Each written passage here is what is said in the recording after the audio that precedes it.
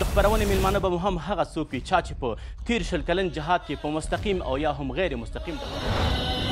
کاش را سره ژوندی وای هغو کې به دوهم امیر المؤمنین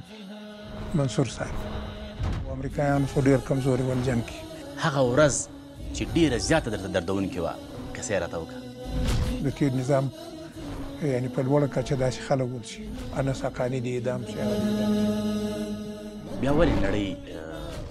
موږ په رسمیت نه پېژني یا ولې افغانستان دوی په رسمیت نه پېژني لکه پر موږ چې بیخي لږ وخت تېر شوی خو په حقیقت کې ډېر وخت آیا دا اړینه وه چې تا به اجازه اخیستې وای فدایان له دنیا سره یې بیخي تعلق نه و قربانۍ ته حاضر یاستئ آیا اوس هم هغه خپله وعده پالئ چې ماته به یو داسې دنده راسپارل کېږي په خپله ټپي شوی کله داسې سطحي ټپي شوی و امیر المؤمنین ملا محمد عمر مجاهد سره له نږدې ناست وئ